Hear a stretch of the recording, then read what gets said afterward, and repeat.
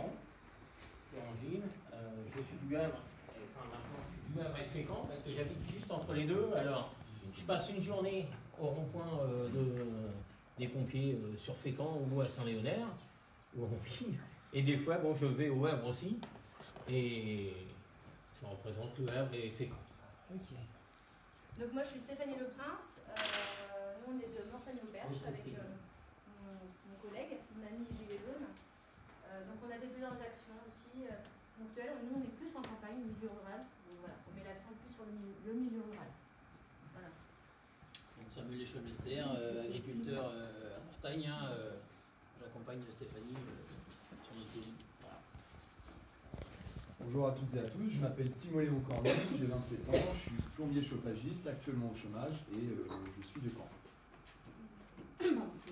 Chloé Tessier, j'ai 28 ans, je suis de Caen, je suis en communication, actuellement au chômage. Bonjour à toutes et à tous, Sébastien Leguel, je travaille dans la communication des indépendants, j'ai 47 ans, je suis sur Caen. Et moi c'est Simon de Carvalho, rond-point de la Vachette à Rouen.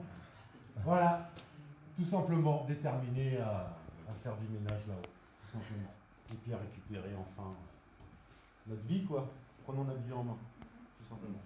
Oui, bonjour à toutes et tous, François Boulot, je suis avocat au barreau de Rouen. Boulot, hein. Avocat au prud'homme. Il fallait le faire. Oui, mais avocat. Mais avocat. Rond-point des Vaches, rond-point de la Motte, et déterminé à un objectif commun, je crois, faire en sorte que Macron et sa clique dégagent. C'est bon ça. Donc on s'est on s'est rencontrés sur Rouen. Et donc, voilà, depuis qu'on s'est rencontrés, on ne se lâche pas, comme toute la famille depuis 15 jours. En dehors de l'enceinte du tribunal, vous me tutoyez et vous m'appelez François et ce sera très bien. Voilà. D'accord. Ça c'est François. Ah, pardon, Olivier. Donc, moi, Olivier Bruno, rond-point des Vaches sur Rouen. Et puis, on se désigne plus ou moins avec le collectif Seine-Maritime. Même si on est toujours encore pour l'instant des pseudo-représentants. J'ai 41 ans, jeune embauché, mais récemment en cours d'MDPH pour invalidité, malheureusement, et donc combat depuis 15 jours avec ma deuxième famille, notre deuxième famille, quelque part, depuis 15 jours, et puis voilà, rien d'autre à rajouter. Je crois que j'ai été vu aussi sur pas mal de chaînes et tout ça, ça tourne en boucle. Moi-même, je ne me suis pas vu, mais voilà, prêt à combattre. On te connaît déjà. Prêt à combattre fièrement nos valeurs citoyennes, fraternelles. Voilà, toutes ces valeurs qui se rajoutent. Moi je propose on parle ensemble, puis on se casse. C'est pas bête. Moi, mon objectif ici, premier, c'était qu'on se rencontre. C'est une idée, hein, c'est une idée. On va peut-être aller un peu plus vite parce que on a les hautes autorités qui nous attendent et puis ils ont un métier, il faut qu'ils aillent bouffer au restaurant après. Non, mais c'est prendre les comptes. On a Théodoro, 37 ans, maman au foyer. Elle nous présente aussi depuis le début. Dieppe. Bon point au champ. Bonjour à tous, David Guéry, organisateur du deuxième groupe qui a été créé en France après Eric, quelques minutes après. Super content que vous soyez tous là et puis qu'on soit maintenant tous coude à coude. À l'origine, le groupe que j'ai ouvert, c'était Blocage 76. Avant qu'on ait été obligé de le changer à cause de certaines personnes qui avaient du mal à comprendre la connotation de blocage. Et pour pouvoir aussi étendre le mouvement, on a changé de nom en passant en Stop Tax 76 Dieppe. Donc 41 ans, charpentier, et puis toujours sur le terrain au combat avec vous. Et donc à Dieppe. Tout à fait. À Dieppe aussi. C'est David qui m'a fait changer de pôle en discutant parce que j'ai parlé sur le blocage. Je rigolais comme quoi ils allaient faire salami tout ça. Moi c'est Christian Laville, j'ai 64 ans. J'ai 45 ans de boulot derrière moi, je suis retraité. Voilà. Et je travaille dans une cimenterie. Et t'es d'où? Je suis de Falaise. Moi je suis Claude Arrinche, retraité, 67 ans, 44 ans dans la restauration, à mon compte, et avec des difficultés. Retraite de la reste, c'est pas mal. Et de Falaise, et je vais parler beaucoup aussi pour la campagne qui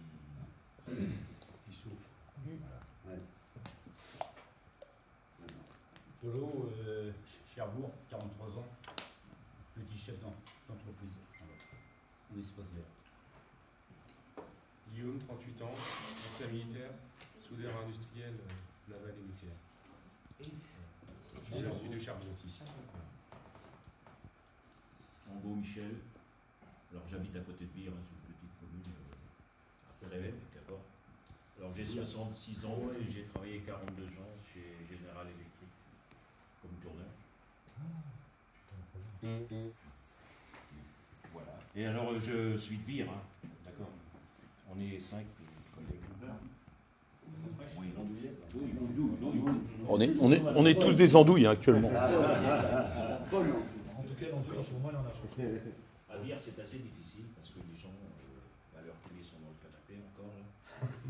C'est assez difficile pour nous, honnêtement. Ouais. Beaucoup de mal à les faire. Fabien Vire, en création d'entreprise. Je ne suis pas sûr qu'elle va avoir le jour parce que là, je me suis fait cataloguer aussi. Mais c'est pas grave, je m'en fous. Je suis là, comme disait monsieur, il faut que ce gouvernement vénère des gars. C'est chaud. Puis on voit le champagne. Voilà. Et je vais dire à ceux qui ont mis en place un système de covoiturage sur Vire. À partir de lundi, il y a un système de covoiturage qui est fait sur Vire pour venir sur Caen. Parce qu'il est important de renforcer Caen, je dis, c'est important de renforcer les grosses agglomérations et d'arrêter les petits batelins. Sincèrement, collègues, il faut qu'on se présente tous vite fait. Et ça, comme disait François, on se voit après. Notre structure, on en parle après. Si je puis me permettre. Oui, c'est bien. Mais après, on se retrouve après, vraiment. Ouais. On squatte, je sais pas, le plus grand bar de Caen, j'en sais rien. On a une solution après qu'on dit. D'accord, parfait. Philippe, on accélère les concentrations. Philippe Jeanne, soudeur intérimaire depuis 33 ans, Vire. Et j'ai pris un avertissement hier pour entrave à la circulation. Voilà. Catherine Niveau, de Vire, agent de fabrication au chômage, maman de 44 enfants, 49 ans, présente depuis le 1er juillet. Turpin Philippe, j'ai 57 ans et je suis intérimaire. Je fais toutes sortes de métiers. Mais De Vire aussi. Oui, de Vire. Moi, c'est Mathieu Réal. Moi, je travaille chez Renault Cléon, embauché, à du Cap, 37 ans. Et tu es sur quel secteur? Rouen. Rouen, mais je suis 25 ans de Diepois. Je suis passé voir un petit peu la température chez les amis Diepois. Donc Hervé Briard, Claire, donc actuellement intérimaire depuis la délocalisation de notre entreprise à Condé sur Noireau. Donc ce genre de personnages, nous on les a côtoyés au ministère, donc c'est et compagnie. Et je suis aussi président de l'association de défense du chômage des salariés où on vient de gagner un certain montant contre les web. Canal, 44 ans, de Caen, je travaille dans l'industrie, du luxe. Et bah, j'ai joué de la première heure en démontrant des Moi, c'est Tiffen, du 27. Du coup, on va garder un peu. C'est bien. Donc nous, on a pas mal de points de blocage aussi, mais en l'occurrence, je suis venue toute seule parce qu'on n'utilise pas les... On garde nos forces sur le terrain. Hein. Et je suis maman de 3 enfants. Je suis au chômage parce que si je travaille, j'ai pas assez pour payer ma nourrice. Mon mari est commerçant, donc on a le problème des commerçants aussi avec eux. Et voilà. Faut traverser la rue. Ouais, j'arrête pas, ça fait 15 jours, je traverse toutes les 3 secondes, donc je sais pas trop je travaille. Moi, c'est Babas, Sébastien Simavilio. Je suis papa de 2 enfants, 32 ans. Artisan auto-entrepreneur dans le carrelage. Ma femme travaille en EHPAD en tant qu'agent depuis 3 ans en tant que contractuel. Toujours pas de CDI. C'est pourquoi je porte mon gilet jaune aujourd'hui. Et puis essayer de rassembler les gens pour qu'on puisse dire les choses. Et je me bats sur une assemblée citoyenne. C'est ma principale revendication personnellement et ça se reflète aussi derrière. D'abord. Vous l'avez dit, moi je suis tout le temps ça. Et puis bah voilà, moi je me bats pour la même chose que vous. ensemble, donc, pour l'injustice, pour les inégalités, et puis bon, bah, changer tout ça. Voilà. Et la destitution. Alors c'est un priori cassé, très actif sur les jeux jour et nuit, 3 heures par jour je dors. Salarié sur une entreprise du CAC 40. Tu peux nous dire laquelle Tu peux nous dire laquelle ça te Et repartir un peu sur les classes.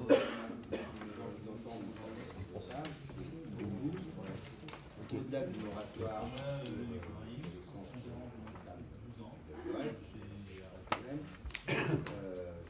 fait un mois qu'on dit la même chose sans être entendu. Qu'est-ce qui, selon vous, parce que j'en ai rencontré les Gilets jaunes. Alors moi, je vais vous donner ma vision. Déjà d'une, ce qui est des propositions, ce sera discuté entre les Gilets jaunes. Ce sont les Gilets jaunes qui, pour moi, doivent aller porter la parole. Je ne veux aucune représentation équitée, que ce soit politique ou syndicale. Ce sera des Gilets jaunes qui iront le moment venu, quand on l'aura décidé, quand ce sera structuré, parce que ça va se faire petit à petit. Mais ça ne va pas se faire en 8 jours ou en 15 jours, parce qu'on a encore du travail à effectuer pour lui déboucher les oreilles. Mais, vous êtes d'où, monsieur, pour qu'on Claire. De Claire. De Claire. Et je vais vous dire pourquoi. En plus, il y a déjà une défiance naturelle qui s'est installée depuis des décennies envers les politiques. Et je suis d'autant plus bien placé que j'ai vécu, pour y être, la fermeture de Noël, où nous avions le sénateur Alizard qui était avec nous. Et à l'époque, c'était votre parti, quand on a été reçu au ministère, et qu'on s'était baladé. Incroyable, vous pourrez lui demander, il vous racontera l'anecdote. Donc, les revendications, ce sera, moi je le souhaite, les Gilets jaunes, et que les Gilets jaunes qui porteront des idées. Je ne suis pas en train de vouloir, attendez, qu'on soit bien clair, je ne suis pas là en train de vouloir prendre votre place, et machin, etc. Quand je suis allé voir les Gilets jaunes, qu'on soit bien clair, quand je suis allé voir les Gilets jaunes la première fois, j'y suis allé seul, sans presse, dans le village à côté du mien. Ok, j'ai pas de machin, etc. Depuis le début, avant même que vous ayez fait la première manifestation, j'ai dit à la presse, j'irai soutenir les Gilets jaunes parce que je pense que leur combat est juste. À Pont-de-Mer, monsieur Morin? Non, je suis à Bezuille. D'accord. Non, mais vous connaissant des peines, c'est pour ça que je vous posais la question. Je suis allé à Bezuille. D'accord. À Ponto, je suis allé à Bezuille. Bien. Donc, la question, elle n'est pas celle-là. Je ne suis pas en train de vouloir prendre votre place, je ne suis pas en train de vouloir vous récupérer. La question, elle me dépasse largement. La seule chose que je souhaite, c'est qu'on ait ce moment d'échange. J'ai vu des Gilets jaunes hier, parce que j'étais en Seine-Maritime, où j'ai rencontré peut-être de vos camarades. Bon, voilà, mais l'idée, c'est qu'on a, nous, cette semaine, demandé au président de la République, nous, au président de la région, la suspension de la hausse prévue au 1er janvier, en disant c'est le premier geste à faire pour essayer de bâtir des conditions mondiales. C'est pas que le premier. Moi,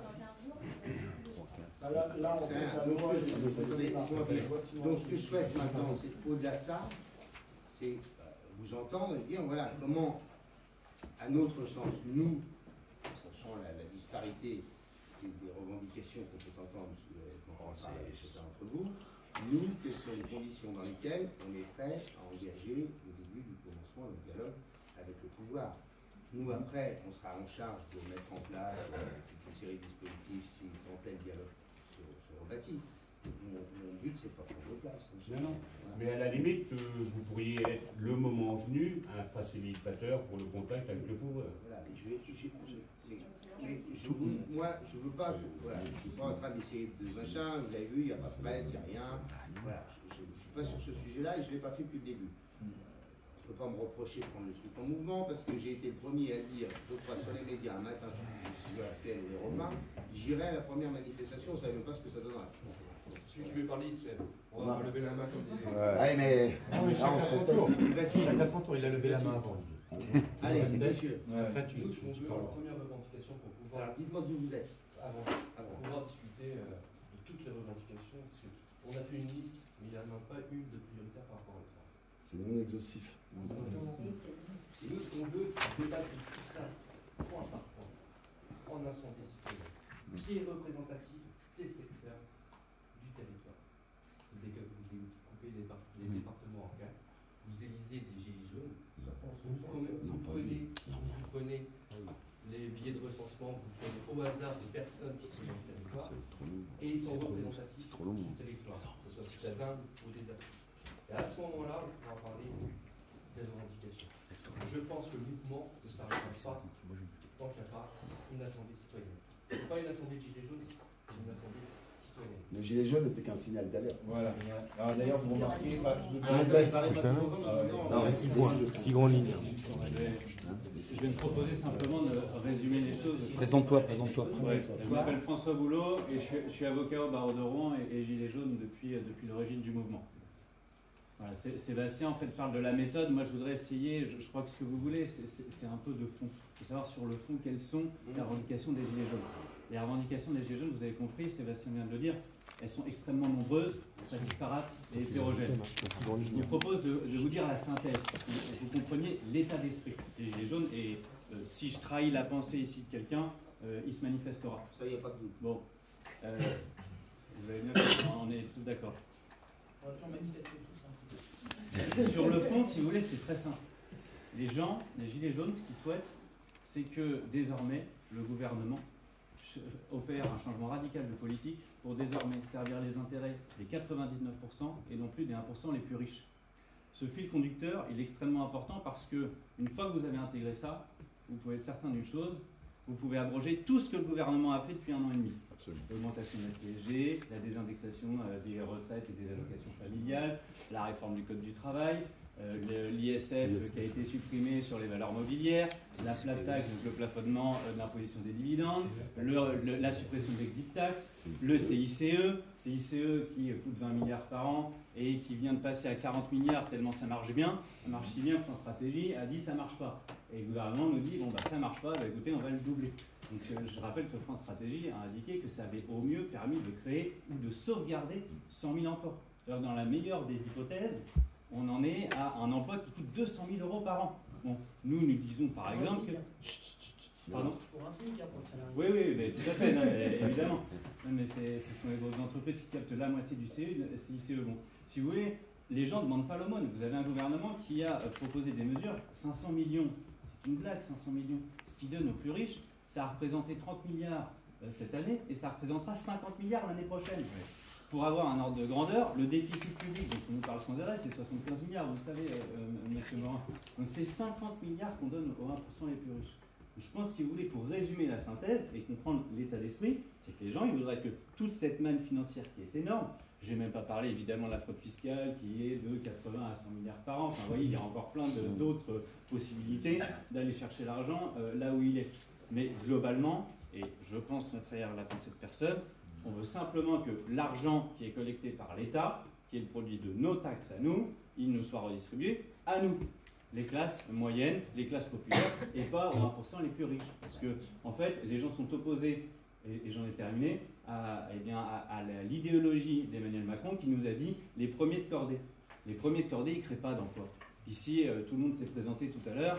Il y en a beaucoup, effectivement, qui vivent plein de difficultés parce que ces premiers de cordée ne créent pas d'emploi. Ces gens-là, ils spéculent.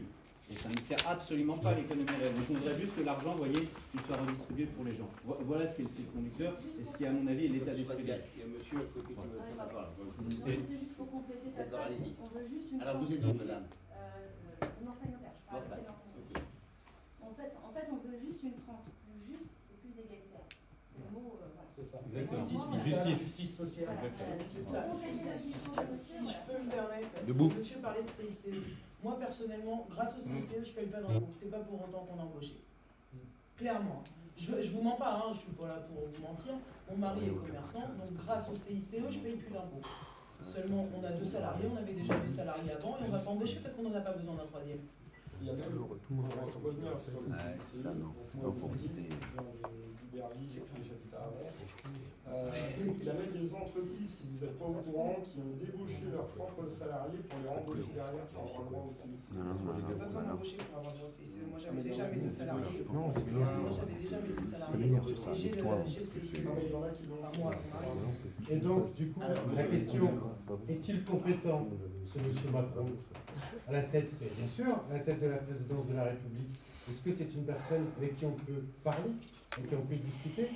Après cette liste, est-ce qu'on peut négocier? Est-ce qu'on peut parler avec lui? Quel est votre ressenti? Est-ce qu'il est apte à diriger ce pays, ce monsieur Martin, avec sa politique? Qu'est-ce que vous en pensez? Je vais éviter de rentrer dans un procès qu'on me fait tous les jours. Non, mais sa politique. Insiste là-dessus. Quand je reprends vos propos de tout à l'heure, vous avez bien dit nous et pas moi. Vous avez dit nous en parlant tout à l'heure, vous avez dit nous, on cherche ensemble. Comment? Les présidents de région. Oui, d'accord. Non, après dans votre discours, vous avez dit nous, comme quoi vous souteniez plus ou moins. Moi, ce que je voudrais savoir exactement, c'est soutenez-vous les revendications des Gilets jaunes? Seriez-vous prêt éventuellement à avoir une représentativité avec le signal d'alerte Gilets jaunes? Et en fait, que voulez-vous et que pouvez-vous nous apporter concrètement? Monsieur. Donc, je recommence, Sainte-Marie-de-Jimmy de Dieppe. D'accord? Déjà, on va mettre une chose au point. Moi, ce monsieur, je ne le connais pas. Pour moi, il n'est pas président de la République. C'est un imposteur, un usurpateur, un voleur. D'accord? Donc je ne l'appellerai pas monsieur, il n'a pas le titre pour moi de monsieur, il n'a pas le titre de président de la République. C'est un moins que rien ce mec-là, d'accord? Ainsi que la personne qui l'accompagne, qui se fait valoir à gauche, à droite, etc. Deuxième des choses, il vient de dire que tous les présidents de région voudraient recevoir on va dire des délégations spécifiques. On l'a tous fait. Voilà, on l'a tous fait. Donc, qu'est-ce que vous attendez tous? Parce qu'il y a de la place, hein. Admettons, il y a de la place à Paris ou ailleurs. Il y a des grandes salles qui servent pour faire des réceptions et puis pour engorger les riches ainsi que le gouvernement. Qu'est-ce que vous attendez pour réunir tous ces présidents de région, tous éventuellement certains de ces députés, parce que certains peuvent se bouger le cul, excusez-moi du terme que j'ai employé. Il y en a qui ne font rien de leur journée à part dormir à l'Assemblée. Qu'est-ce qu'on attend pour qu'on se réunisse tous là-bas? Vous êtes citoyen français, que je sache, monsieur Morin. On est bien d'accord. Vous êtes bien français, vous êtes un citoyen français. On n'est pas là pour s'agresser. Non, je ne vous agresse pas. Bah, loin de là ma pensée.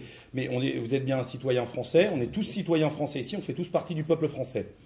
Qu'est-ce que vous attendez pour enfiler On n'a pas d'avis politique, on n'a rien du tout. C'est qu'un symbole pour nous. C'est qu'un symbole. Vous vous engagez à rien. Déjà, qu'est-ce que vous attendez tous pour enfiler le gilet jaune et dire on va parlementer avec ces gilets jaunes? Et donc, tous les présidents de région, puisqu'on attaque les présidents de région, peuvent se rassembler et peuvent effectivement faire venir ces délégations. Ça ferait peut-être des milliers de personnes. Mais des milliers de personnes, on les a déjà. Il y a des réunions, il y a des cérémonies pharaoniques où ils se rassemblent et ça bouffe à foison, etc. sur notre dos, sur le pauvre peuple qui nous payons, c'est notre argent, c'est tout ça. Donc, on peut effectivement se réunir ce jour-là devant un bon café, prendre un bon truc, et quitte même à se mettre à la capitale ou une autre ville, et recevez tous les gilets jaunes qui seraient à peu près, on va dire, délégués ou, on va dire, considérés comme des... J'aime pas dire le porte-parole parce que, à ce jour, pour l'instant, il n'y a pas de porte-parole. À ce jour, les porte-paroles, c'est le peuple. Le peuple, c'est la France. D'accord? C'est tous les Français en colère, c'est tous les Français de base, de tout âge, de tout métier, de tout corps, peu importe, il n'y a pas de différence. Mais ce qu'il faut, c'est que faut rassembler tous ces gens-là.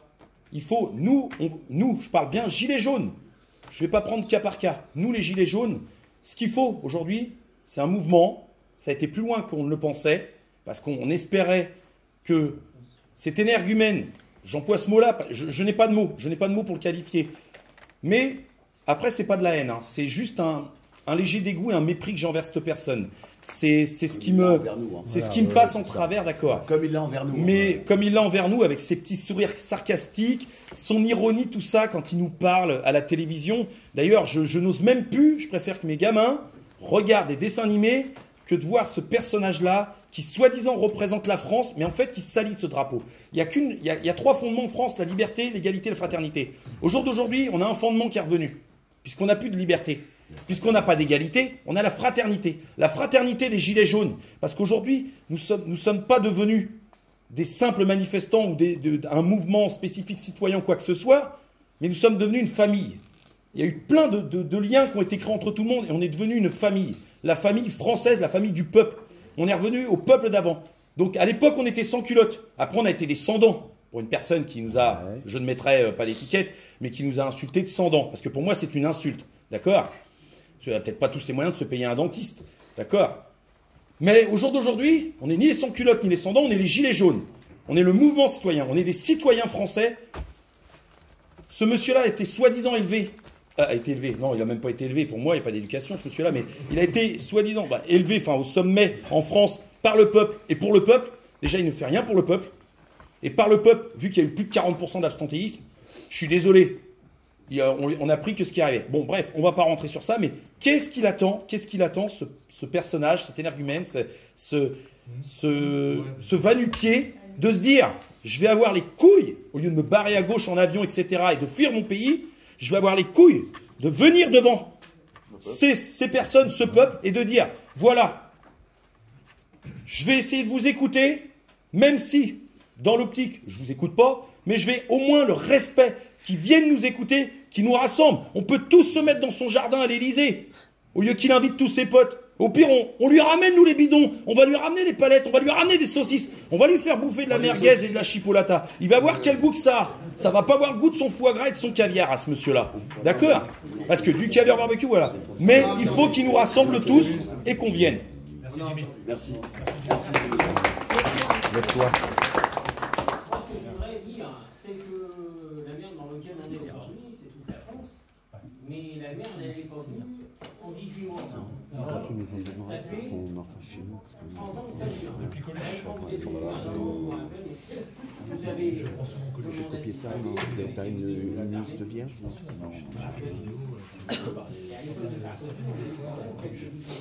Énorme. Le gros problème dans la France, c'est la manière que le gouvernement se vend. Je suis désolé. On a énormément de hauts fonctionnaires d'État. La Cour des comptes cette année a dit qu'en 2017, la Cour des comptes cette année a dit qu'en 2017, il y avait 1600 hauts fonctionnaires d'État qui gagnaient plus de 15 000 € par mois qui ne travaillaient pas. Elle est au chômage, elle ne touche rien. D'accord? Un fonctionnaire un haut fonctionnaire qui bosse plus, on lui dit 15 000 € par mois. La Cour des comptes a dit que ça coûtait 200 pour ces 1600, 288 millions d'euros par an. D'accord? Il y a trop de hauts fonctionnaires d'État. Il y en a la moitié, allez, je vais vous dire, ils sont 75% qui votent, il y en a 15% qui votent rien. Ce sont bien souvent des emplois fictifs.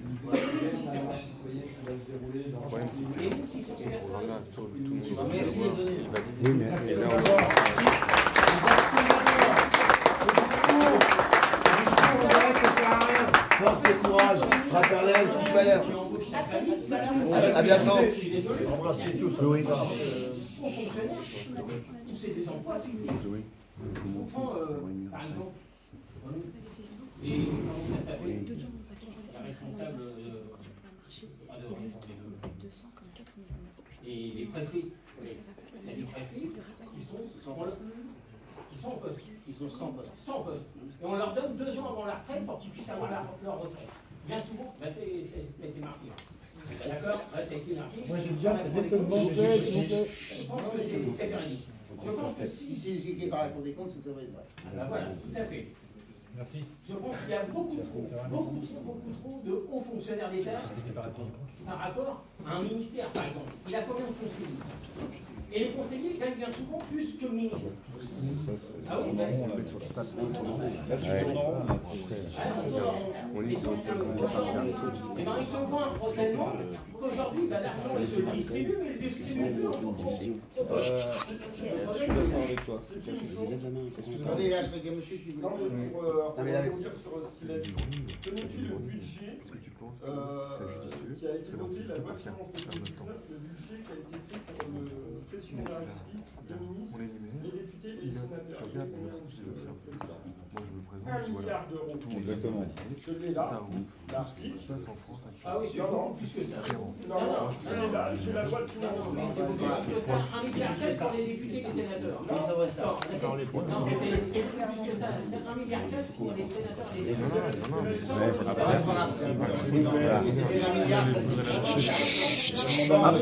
Un par un, s'il vous plaît, un par un. On va pas s'entendre.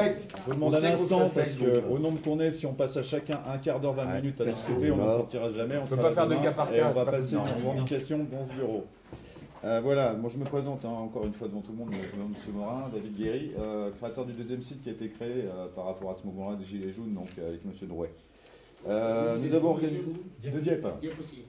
Donc nous avons réalisé à l'occasion de ces jours de manifestation, puisque le gouvernement aime parler en chiffres, ils ont besoin de chiffres. Alors on a décidé qu'on allait leur en donner un petit peu des chiffres vis-à-vis juste de notre arrondissement sur la ville de Dieppe et autour à une vingtaine de kilomètres aux alentours. Donc on a sorti des chiffres d'INSEE, d'accord?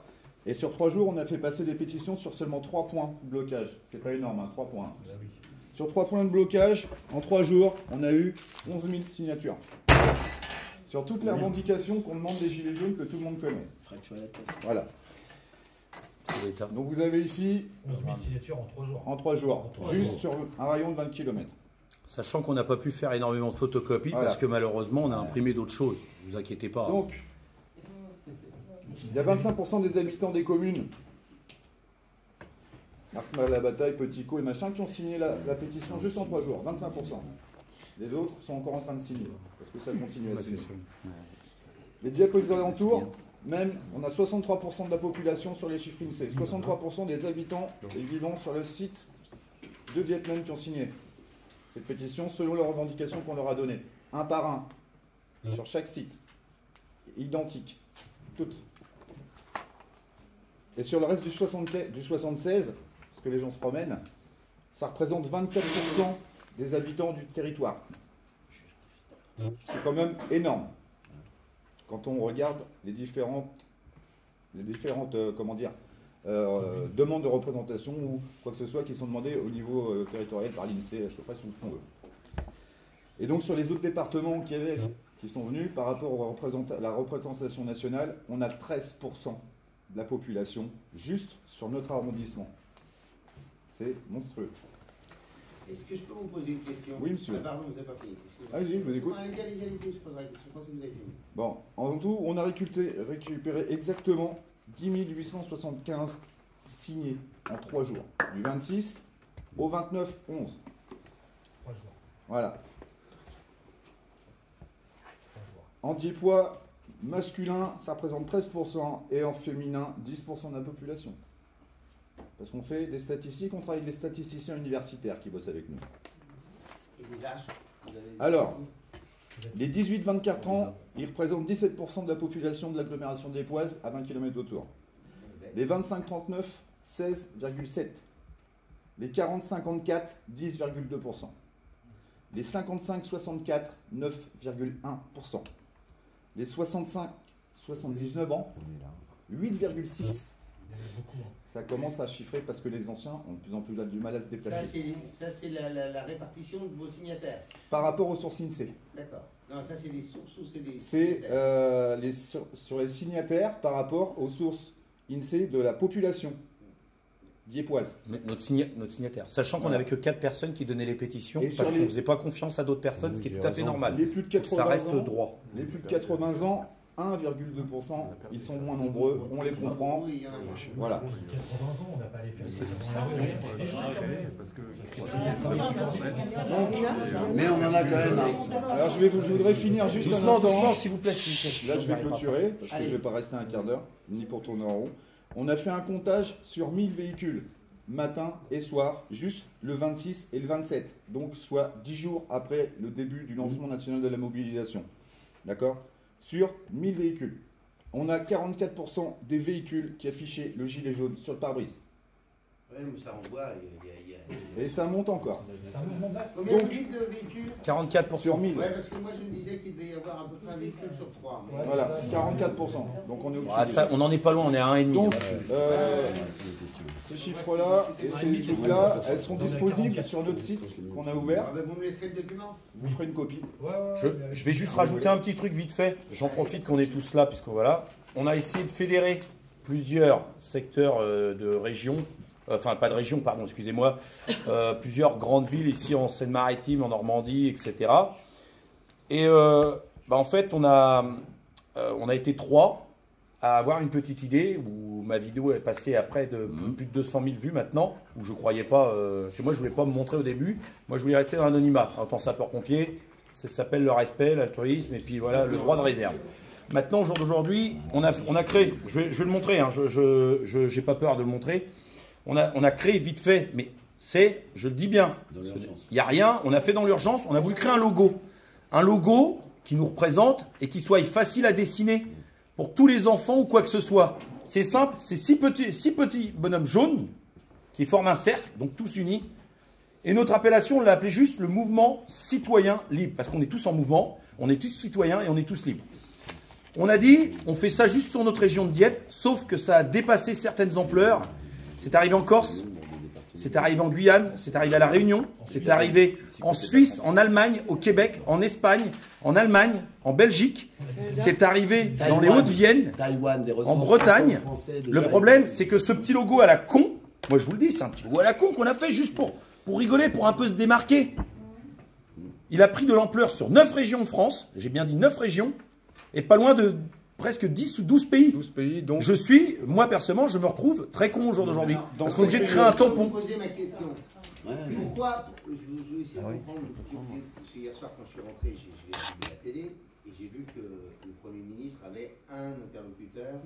C'est pas nous qui les avons choisis. Laissez-le finir. Je voudrais simplement comprendre, parce que monsieur disait, voilà, que le président de la République... nous reçoivent, ça pique. Viennent, non, mais si, moi, je sais, vous n'avez pas le choix, mais nous ça pique. Non, je pense qu'on n'a rien à gagner à ça. J'ai une autoragie là. Enfin voilà, mais pourquoi, quand on entend vos camarades, pourquoi, au bout du compte, ils se retrouvent face à personne? Parce qu'ils sont pas représentés, ils n'ont pas de représentation. Ah ouais, mais il y a un moment, il va bien falloir... On va le faire, on va le mettre en place. Je comprends, hein. S'il vous plaît, de l'avance. Là, bon, moi, je n'ai pas le pouvoir de régler des histoires, mais... C'est pas des histoires. Pouvoir médiatique, enfin, pouvoir vous m'exprimer. On va vous répondre. Mais vous venez, et quand Matignon vous invite... Il n'y a personne. Ah. On va vous répondre. Attendez, la réponse est là. Je vais vous répondre cette façon. Ouais. On a bien compris que le gouvernement veut que nous ayons des représentants. Nous n'aurons pas de représentants. Nous n'aurons éventuellement que des porte-paroles, des messagers qui se feront le relais. Pourquoi il n'y aura pas de représentants? C'est parce qu'on veut que personne ne soit en position de capituler, Tout à fait. De négocier. Deuxième question. Je termine. Attendez, elle est complémentaire de la première. Oui, je vais vous répondre. Et pourquoi vous ne dialoguez pas avec les organisations syndicales? Non. Aucune étiquette. Non. Ils n'ont pas les mêmes moyens que nous. Ok, mais les organisations syndicales. Non, mais attendez, je termine. Je termine juste sur le point. C'est une neutralité. Laissez-le finir. Nous n'aurons pas de représentants, nous n'aurons que des porte-paroles pour nous compris. Non, mais je reprends le fil de raisonnement pour vous donner la conclusion. Ici, on est tous des citoyens. Tous les gilets jaunes sont... Non, mais attendez. Il y a un raisonnement. Tout le monde a un cerveau. Ça veut dire que chacun, en fonction des propositions qui seront faites par le gouvernement, chacun se positionnera individuellement. Personne ne sera entraîné par quelques leaders que ce soit. Chacun prendra sa responsabilité de rester campé, de rester en action, ou bien d'arrêter si il se reconnaît comme satisfait. Vous voyez ce que je veux dire? On veut rester tous unis et forts. Mais il y a un moment, il va bien falloir quand même créer des conditions. Non, que le gouvernement, pour commencer le dialogue, vous l'avez dit. Au moins là, moi en tout cas, je suis d'accord, symboliquement, si le gouvernement, comme il le prétend, veut engager le dialogue, qui commence déjà symboliquement par dire, bon, ok, on renonce à la hausse du carburant, c'est déjà un message d'ouverture, et ensuite, allez-y, on va pouvoir dialoguer et proposez-nous les mesures. Vous pensez que vous êtes en capacité, vous pensez que vous êtes ensuite en capacité de bâtir un modèle qui c'est quand même oui. C'est pas compliqué. Le système anarcho-syndical dans lequel vous êtes, ça comme ça pour prendre des pour des références historiques, ça ressemble un peu au terrorisme, etc. Enfin bon. Mais le modèle dans lequel vous êtes fait qu'il va falloir quand même qu'à un moment ou un autre, il y ait des têtes qui puissent émerger pour que on ne peut pas discuter à 4 ans. Le gouvernement arrête de se moquer de nous, il ne prononce que des paroles, il pose des actes concrets, il passe des propositions pour nous démontrer sa bonne foi dans sa volonté d'infléchir sa politique. Pour l'instant, il dit oui, je vous écoute, je dialogue. Mais attendez, vous avez renoncé à rien, vous nous dites que vous maintenez le cap. Nous, on ne veut pas des paroles, on veut du fond. Alors, on veut que la vie des gens s'améliore.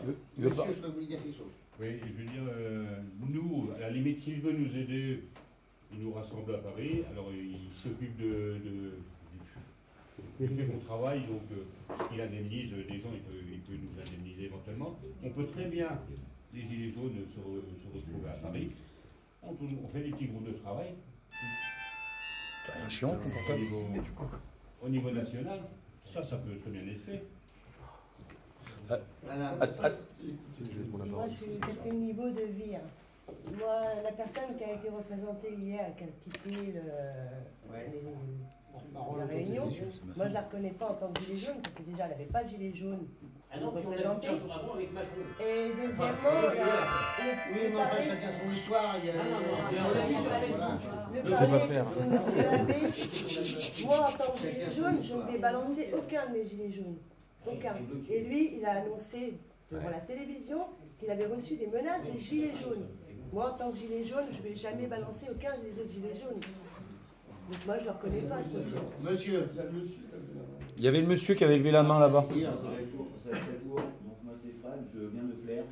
Quand je parle du syndicat ou de parti politique, moi, franchement... Non, mais je ne parle pas de parti politique, je parle de syndicat. Moi, je suis depuis le 17, depuis le début, donc sur les mouvements qu'il peut y avoir à faire. Aujourd'hui, sur tous les ronds-points ou tous les points de rassemblement de la zone, depuis le 16, je n'ai jamais entendu parler de politique et de syndicat. C'est-à-dire que le gars avec qui je suis tous les jours, je ne sais pas pour qui il vote, il ne sait pas pour qui je vote. Donc le but du jeu, c'est que si on commence à mettre des syndicats dans notre mouvement, ça va pas. Tout à fait. Après, il va y avoir des gens qui vont décider pour les autres et ils ne vont pas forcément décider ce que moi je souhaite. Ça sera un moment qui va être décidé pour moi.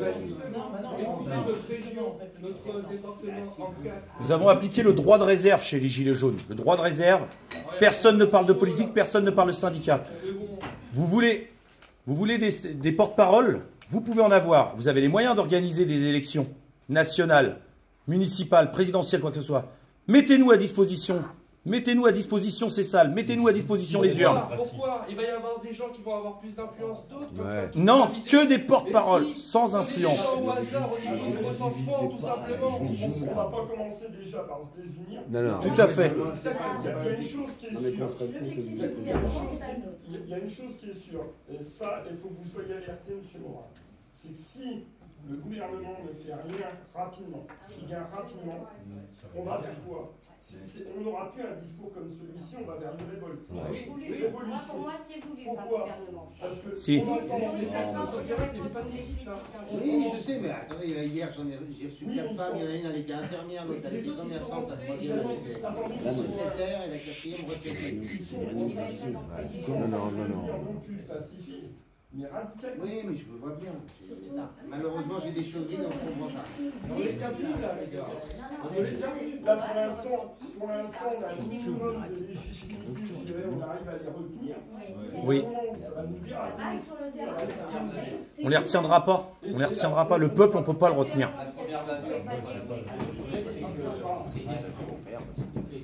Monsieur. Et puis après, tu prendras la parole. Attendez, il y a deux personnes. Moi, je voudrais, je vais me lever d'ailleurs. Moi, je voudrais qu'on revienne. Bon, déjà, il y a une question, vous me répondrez sûrement tout à l'heure. Il y a une première question que je vous ai posée tout à l'heure, vous n'y avez pas répondu. Laquelle? Celle de la représentativité. Vous considérez-vous comme gilet jaune et est-ce que vous voulez nous apporter? Donc ça, c'était la question. Non, mais vous y reviendrez sûrement tout à l'heure. Là, je voudrais compléter au niveau de la représentativité dont vous avez parlé au préalable. Vous n'êtes pas sans savoir, M. Morin, qu'on avait 8 pseudo-représentants, parce qu'on parlait de 1 représentant hier. On va remonter un petit peu en arrière sur l'historique. Nous avions 8 pseudo-représentants. Sachez, M. Morin, que dans ces 8 pseudo-représentants, il y avait déjà 2 rassemblements nationaux, soutenus par M. Nicolas Bay, qui maintenant fait son petit ménage dans le 17 en Charente-Maritime. De sources sûres, et je peux, voilà, j'ai les preuves. Bref, vous connaissez, c'était énergumène aussi bien que moi. Non, non, je vous le dis. Donc, c'est-à-dire 8 pseudo-représentants des pions qui finalement ne nous représentaient pas, nous, Gilets jaunes. Et que M. Macron a reconnu comme soi-disant représentants Gilets jaunes nationaux citoyens français. Déjà, il y a un problème. Quelques semaines après, nous nous retrouvons avec Mme Priscilla et Éric Bouet, se présentant devant M. De Rugy, il y a quelques jours, hein, en tant que représentant Gilets jaunes citoyens français.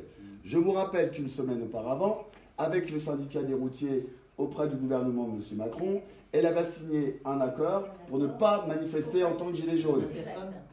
Comment? La même personne, vous dites? Tout à fait, Priscilla. Tout à fait. Non, mais je sais pas.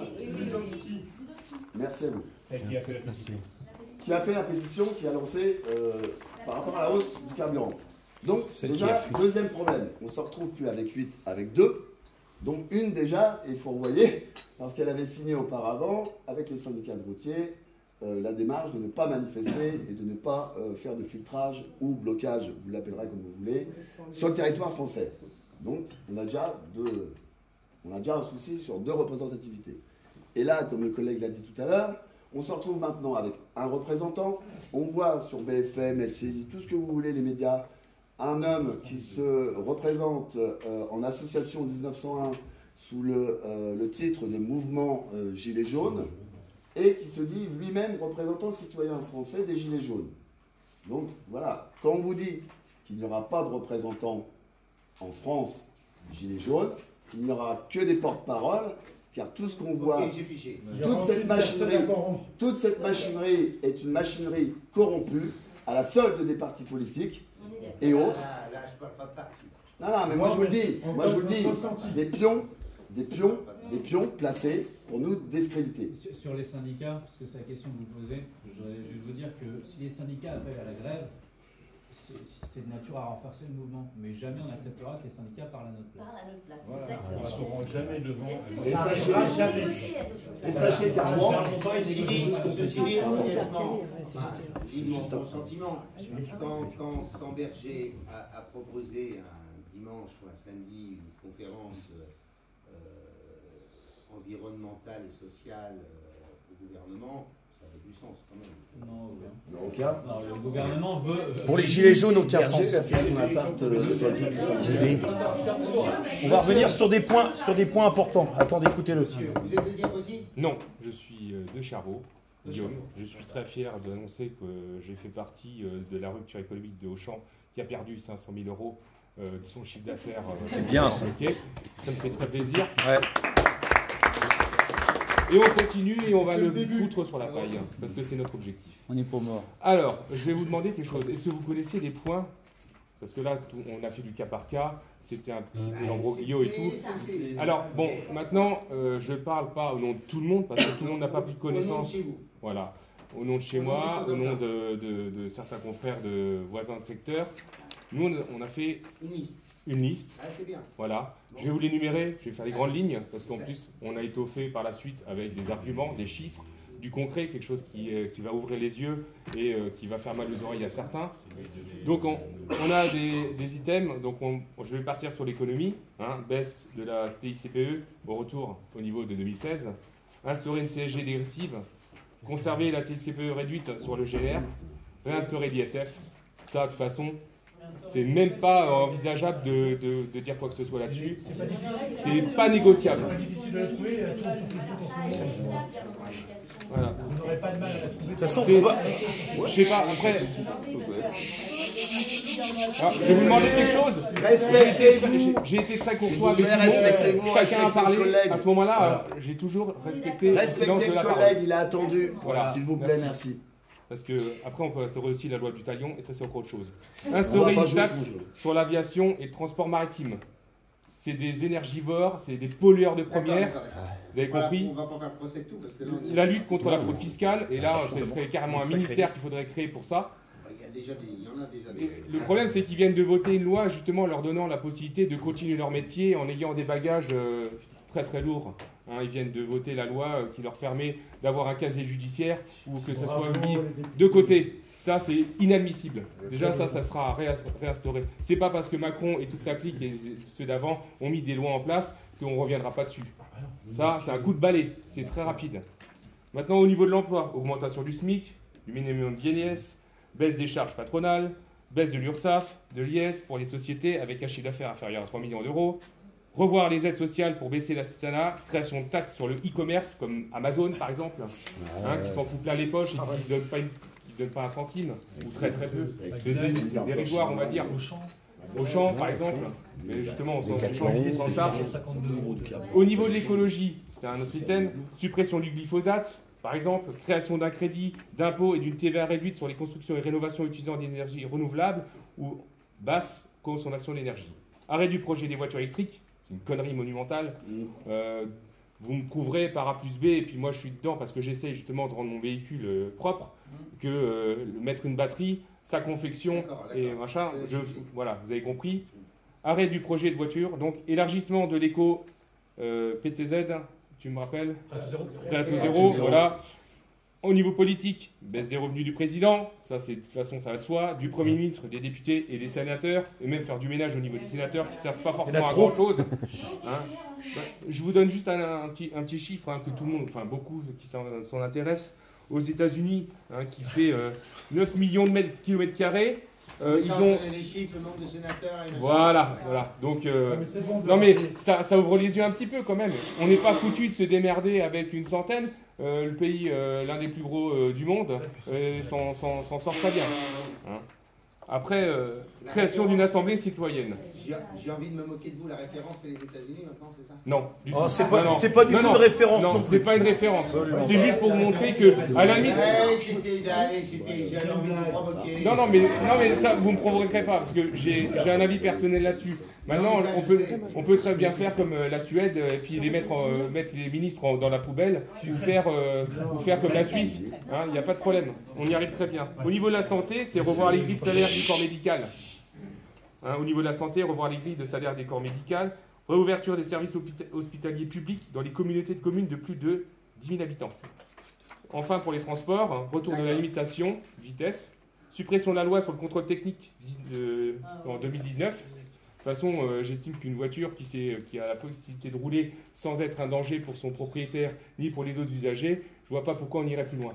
C'est de la débilité. Ça va créer des gros problèmes, comme dans Paris, les véhicules qui ont plus de 10 ans, qui ne peuvent plus circuler, c'est complètement dingue. C'est une aberration. En fait, c'est simplement de la logique et du bon sens, et à remettre un petit peu ça sur le tapis, quoi. Parce qu'en fait, on commence à faire n'importe quoi. Création d'une taxe pour les transports étrangers. Donc on avait des portiques, des jolis portiques qui sont en place, mais on se demande à quoi ils servent. Parce que... Pardon? Voilà. Et au final, les étrangers, rien du tout. Voilà. On est d'accord. Donc au début, les Bretons, ils nous ont enquiquinés là-dessus. Pour avoir été en Alsace, pour faire des bouchons, on a calculé quasiment, on va dire, entre 10 et 15 km de bouchons où il n'y a que des camions étrangers qui polluent notre territoire, qui conduisent comme des dingues. Pour avoir preuve en photo, mon fils qui m'a interpellé, papa, le monsieur, il conduit avec les pieds, il regarde une tablette. Et c'était un Polonais. C'est un exemple, ça aurait pu être un Ukrainien. Et en plus, il nous pique notre travail, parce qu'en fait, il devrait décharger à nos frontières, et c'est les Français qui devraient prendre le relais. Ils s'échangent tout et ils trafiquent, avec des amplitudes. Par rapport à ce que tu dis. Vas-y. Monsieur Morin, vous n'êtes pas sans savoir, et vous savez pourquoi et comment l'Europe a été construite à la base, après-guerre, et pour avoir à la base une Europe sociale. Une Europe sociale et paisible. Par rapport à la poudrière, les Balkans, on pourrait parler d'histoire avec les Balkans et tout ça, bref. Mais voilà, c'était la paix, et ce qui était essentiel était une Europe sociale, une Europe citoyenne et unie. On est arrivé sur une Europe économique, en fait. Enfin, on ne parle que d'économie et de bouffe pognon. Une Europe des banques et non pas une Europe citoyenne. C'est dedans parce qu'en fait... Allez, on continue. Il y a une dernière chose, donc, la création d'une taxe pour les grosses entreprises qui favorise l'utilisation de la voiture. Et au niveau des points, le repassage, un retour au niveau des points. Voilà. Oui, c'est pour vous. Et vous en aurez d'autres, parce qu'on oublie des doléances, et il y en a d'autres, c'est tout à fait normal. Il y a tellement de trucs, c'est non exhaustif. C'est ce qu'on disait tout à savoir que vous êtes en première ligne, et c'est ce que j'ai expliqué au maire de Cherbourg quand il m'a reçu. Vous êtes en première ligne parce que vous êtes face à nous. Vous avez l'honneur, et je vous en remercie d'être face à nous. Mais il y en a au-dessus, ils n'en ont strictement rien à faire de nous. Ça, on l'a bien compris. Ce qui se passe, c'est que dans le temps, la politique, jusqu'à présent, et ça ne marche plus, c'était sous César, donner du pain et des jeux quand le peuple il va mal. Le pain il est dégueulasse et les jeux c'est de la merde. Donc il y a un moment en fait, non mais ce qui va se passer, c'est qu'un jour les gens ils vont venir chez vous. Et c'est pas notre objectif. Là nous en fait on est là juste pour vous dire attention, ça va vous péter en pleine gueule. Monsieur. Moi je suis monsieur Arrache-Claude, de Falaise. Et nous avons fait, disons, un blocage des ronds-points auprès de Leclerc et le rond-point de Putange. On a, disons, filtré 1700 voitures à peu près, camions. Et ce qui revient dans tous les gens qu'on a demandé spontanément, remettre la taxe sur l'impôt de la fortune, revoir le SMIC, une augmentation, arrêter d'enlever la taxe sur les retraites, la CSG, et l'abandon des taxes sur l'essence et les carburants. Ces 4 choses-là, c'est ce qu'on a continuellement sur nos... CSG, essence... Vous les retrouverez dans toutes les doléances et les listes non exhaustives. Et le SMIC. Le point commun, c'est le pouvoir d'achat. C'est le pouvoir d'achat. Les gens quand... Attendez, non, attendez. Moi, j'ai vu... Moi, je connais beaucoup de gens. Moi, j'ai 67 ans. Moi, quand j'étais gamin, mes parents m'ont toujours dit on peut y arriver que par le travail. Et moi, je m'aperçois que par le travail, les gens n'y arrivent plus. Ils n'ont pas assez d'argent, comme dirait l'autre, pour pouvoir vivre décemment. On demande que ça. Les personnes âgées qui touchent 150 €. Moi, il y a des couples qui touchent 150 € de retraite. Non, mais je le sais, je l'ai vu, moi. 150 €, le monsieur, il gagne 840 €. Il est taxé d'un petit peu de CSG. Il lui reste... Alors, il me dit des fois, je vais au Resto du Cœur, mais j'ai dit, tu as entièrement raison. Il faut y aller parce que ces gens-là, ils crèvent de faim. Et quand vous voyez l'État est défaillant pour toutes ces choses-là. On ne doit pas laisser mourir de faim des personnes âgées qui ont travaillé toute leur vie. C'est impossible. À la campagne, oui, c'est inadmissible. On ne peut pas laisser ces gens-là. Et des gens qui se lèvent tôt, comme les ouvriers, mais tous les gens qui travaillent, eh ben, ils vont au boulot. Et puis, comme ils disent, on arrive à la fin du mois, même pas à la fin du mois, à 20 jours du mois. Comment on va faire? Ça devrait être inscrit dans les droits de l'homme. Bah bien sûr, toutes ces choses-là, c'est important. Parce qu'en fin de compte, les politiques, Macron, comme dirait l'autre, je pense qu'ils sont à côté de la plaque. Ils ne voient pas la difficulté des gens qui meurent de faim, parce qu'il y a des gens qui meurent de faim. On les retrouve. Ils ne le vivent pas. Ils ne le vivent pas. Vous ne le vivez pas. Mais il y a des gens qui dorment dans la rue, ça on le sait depuis longtemps. On a tous son histoire, monsieur. Non, mais c'est dans toute la France, je m'excuse. C'est pas personnellement à moi. Je veux dire, on n'est pas tous... Mais le ressenti des gens, c'est les 4 choses que je vous ai présentées. Voilà. La Banque alimentaire mondiale. Attendez, il y a madame qui prend la parole. Comme vous êtes élégant, vous allez laisser parler madame. Il y a aussi un côté social, parce qu'on parle du pouvoir d'achat et c'est très important. Moi, ce qui ressort beaucoup aussi chez nous dans le 27, c'est que les gens sont... Vous m'avez dit déjà. Moi, je suis d'Évreux, mais je suis venu pour tout le 27 globalement, quasiment. Il me faut des forces sur le terrain, donc on ne vient pas à 5 ans. Il y a aussi le côté social. Payer des taxes, alors on est surtaxé et c'est impossible de fonctionner comme ça. Mais payer des taxes, pourquoi pas? Maintenant, les hôpitaux, c'est la merde. Les EHPAD, c'est la merde. Les forces de l'ordre, ils n'en peuvent plus. Les écoles, c'est un carnage. Ils sont 35 par classe. Vous voulez qu'ils apprennent aux enfants. À un moment, on doit aussi savoir où va notre argent. On paye des taxes, on paye des impôts. Pour des bonnes choses, moi, je ne suis pas contre. C'est pas le problème. Alors, il faut que les gens aient de quoi manger, bien entendu, on est d'accord. Mais pour des bonnes choses, c'est pas le problème. Sauf qu'il va où l'argent?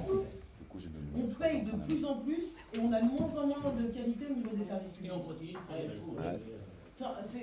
Je pense que ça se tient aussi. Et l'argent, il va toujours au même endroit, il va toujours au plus riche. Oui. Prenez un exemple, je vais te donner un exemple. Si tu as un décès dans ta famille, toi tu vas te payer ton enterrement parlementaire.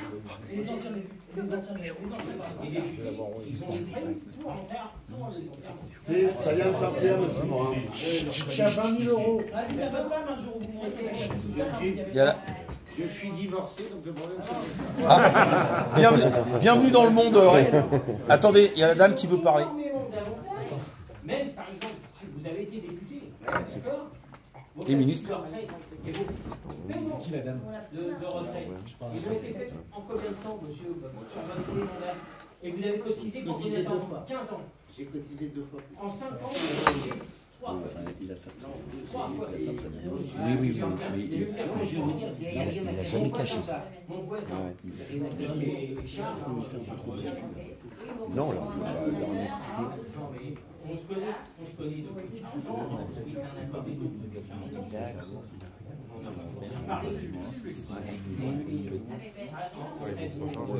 Son mari, c'est fini. On n'entend jamais parler.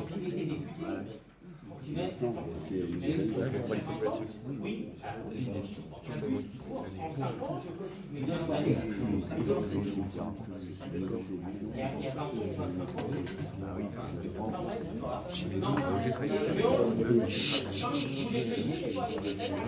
Écoutez, s'il vous plaît.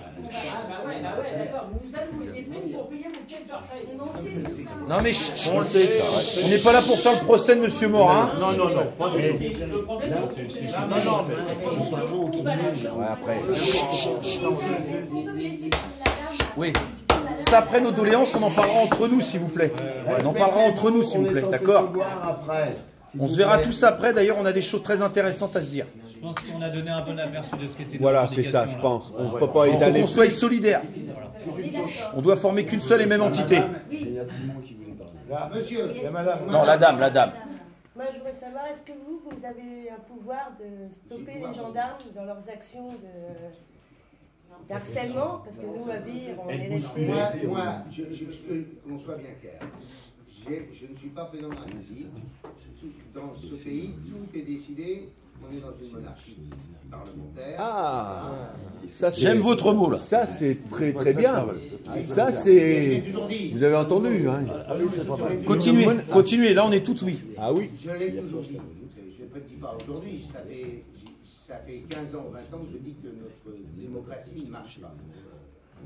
Oui, ça par contre, oui, on s'en Des centaines de discours de ma part, j'ai toujours dit la même chose. Bon, voilà, toujours appelé à ce qu'on révise la Constitution, qu'on change la Constitution. On en revient. Répondez à sa question. Dans notre pays, les questions que vous abordez, nous, je parle toujours nous, en tant qu'élus locaux, on a bien sûr nos pouvoirs et nos responsabilités en matière de mobilité. Le rail, etc. Le développement d'un plan hétérogène sur la bagnole, la prime pour les voitures électriques, je suis à petite plaque, etc. Mais voilà, on mène toute une série de politiques, je développe un bus, peu importe. Ça, c'est le sujet sur lequel le gouvernement nous attend le jour où la discussion commencera. On verra comment les choses évoluent. Le second point, c'est que tout ce qui concerne ce que vous évoquez, c'est-à-dire la question du pouvoir d'achat, vous avez compris que ce n'est pas la compétence ni de la région, ni des gouvernements, ni des maires, ni rien de tout ça. Là, on ne parle pas de ça. On ne parle pas de ça. Il y avait une interlocutrice. Stop. S'il vous plaît, on se disperse pas. Il n'y avait qu'une seule interlocutrice. Moi, ce que je voulais, ça n'a rien à voir. Ce que je voulais vous dire, c'est que nous, à Vire, on est harcelés par les gendarmes. On est mis en garde à vue, comme mon ami a été mis en garde à vue avant-hier, parce qu'on fait des filtrages. Là, il est à un avertissement. La prochaine fois qu'il est pris à filtrer à Vire, il a une condamnation de 2 ans de prison sur le dos. Et 15 000 euros d'amende. Et 15 000 euros d'amende. Et il y avait 4 de nos collègues qui ont été arrêtés. C'est de l'abus, ça. C'est du filtrage, et leur principe à Vire, les gendarmes, pour abus de la c'est de force. nous coincer, nous les femmes, ils coincent les personnes âgées. Je peux finir? À Vire, leur système, c'est de nous coincer, nous les femmes, les personnes âgées, et de nous menacer systématiquement en nous bousculant, en nous disant que si on continue, on va être en garde à vue, on ne pourra pas rentrer chez nous le soir pour voir nos enfants. Et ça, c'est leur quotidien à vivre. Voilà. Alors, est-ce qu'ils ont le droit Est-ce qu'ils ont le droit de le faire ça? Moi, je vous dis, ce matin, à 7h, je me gare, je reste dans ma voiture, je vois une voiture de gendarme qui arrive à ma hauteur, il m'oblige à baisser ma glace pour lui parler, et il me dit, qu'est-ce que je fais là? Eh bien, je lui dis, j'attends une copine. Mais il m'a regardé, mais vraiment, en disant, voilà. Et avant-hier, il t'a suivi. Ah ben, il m'a suivi jusque chez moi. Alors moi, si je vous suis tous les jours avec ma voiture, c'est-à-dire, c'est de l'harcèlement. C'est de l'harcèlement. Ouais, voilà.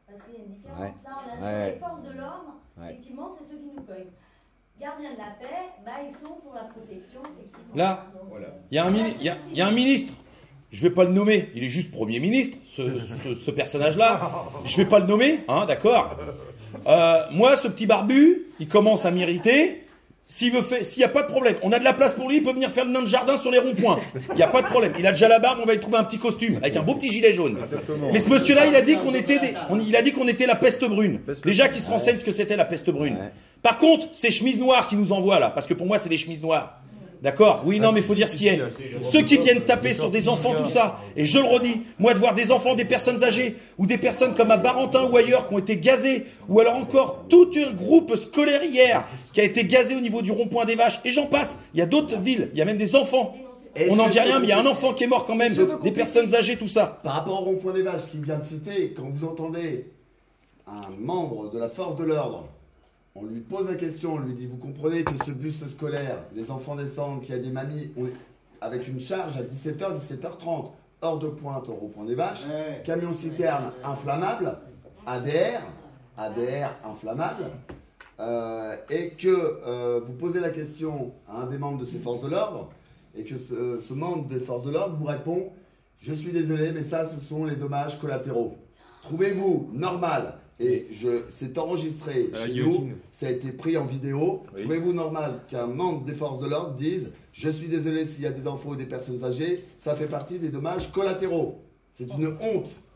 Une honte. Vous vous rendez compte comment on considère le peuple? Maintenant, moi, je vais laisser un petit message personnel à M. Macron. Je viens de dire M. Macron. Attendez, écoutez bien. Je vise donc cette personne. Ainsi qu'à E.T. l'extraterrestre qui se balade avec elle, avec lui, excusez-moi, bon, avec elle, avec lui, on ne sait même plus s'il a voilier à vapeur, ce monsieur-là, et son Premier ministre. Moi, je les invite, parce que pendant des années, il nous a taxés, ainsi que sur la vaseline, pour nous la mettre bien profond, et ben moi, je l'invite, ce monsieur-là. Nous, on veut bien lui faire, on veut bien, on est taxés. On est taxé sur les cercueils. Vous savez que ça coûte une fortune, la mort, malheureusement. Parce que c'est un business, c'est un truc. Ben moi, je suis d'avis, tous les gilets jaunes, on va tous se cotiser. On mettra tous 1, 2, 3 euros. Je suis même prêt à mettre ma paye. D'accord? Et nous, on va lui payer une belle petite boîte. Et pas entre... Non, entre 4 planches. Non, c'est pas 4 planches. Il y en a 6. Ben si, parce qu'on en arrive à un stade où ils nous envoient la police pour nous taper dessus. Et là, les Français commencent à être en colère. Et on a même des Français qui veulent prendre les armes. Et on est certain à empêcher les Français de prendre les armes. C'est là qu'il y a de l'inquiétude. Il faut vous inquiéter. On ne pourra pas retenir les gilets jaunes à un moment. Il faut s'inquiéter. Non, mais là, il faut vraiment s'inquiéter. Vous pensez? Il faut vraiment s'inquiéter parce que même moi, à Vire, si je ne retiens pas et je rejoins Jimmy, je le rejoins tout à fait. Même nous, à Vire, si on ne les retient pas, il y en a qui sont prêts à foutre le feu. Même hier soir, c'était le truc de Noël pour les enfants. On s'est battu pour pas. On s'est battu parce qu'il y en a qui voulaient foutre le feu et casser. Mettre le feu à quoi? Au sapin et au magasin. Au magasin et tout. Les gens prennent des colères. Les gens deviennent fous. Ils deviennent colériques. Elle arrive, pardon, parce qu'il y avait un moment que madame veut parler, mais comme elle est près, on l'entend moins que vous qui êtes au loin. Donc le 17, les gens étaient sympas. C'est vrai que ça allait bien. Mais après, les gens commencent à être énervés. Aujourd'hui, ils sont énervés. Ils sont en colère. Ils sont enragés. Oui. Ça va très mal se finir. Moi, il a mis de l'huile sur le feu. On pense que c'est voulu par le gouvernement. On ne sait pas pour quelle raison ils veulent faire ça. Même les guerres civiles. Mais c'est voulu. Sinon, il n'y aurait pas autant de mépris. Tout à fait. Depuis 15 jours. Parce que là, c'est un mépris total. Les revendications, ça fait 15 jours que vous les entendez. Vous voulez un porte-parole, mais ça fait 15 jours qu'au fond, vous les savez, les revendications. Pas besoin de le redire. Ça fait plus longtemps. C'est ça. Toutes les listes sont pareilles. Les CRS, comme il disait, bombardent tout le monde. On ne regarde pas. Ils ne protègent pas. Ils ne font pas différence. Enfants. Ah, au CRS, il a été ça hier soir. Oui. C'est tout le temps. Non, je pourrais. Les yeux, c'est génial. Et à chaque fois, ils arrivent au rond-point, on sort les portables. Voilà. J'ai dit, vous sortez de Mais là, les gens sont excédés. Il y a un mépris total. Donc, vraiment, qu'on nous pousse à la guerre civile. Faut qu'ils se méfient, hein. C'est pour quelle raison? Ils vont finir à poil. La démobilisation n'est pas du tout en train de marcher. Hein. Dès qu'il parle, en fait, on prend 10 points de soutien. C'est notre plus grand. Les Français commencent à plus n'avoir peur. Et jouer. Pas Noël sur les ronds-points, hein, c'est pas grave. Ça va Noël, Faut noter que Je voulais. Ils veulent prendre la parole, ils se lèvent maintenant. Moi, je prends, hein, je ne vais pas être long. Moi, je voulais parler de l'écologie.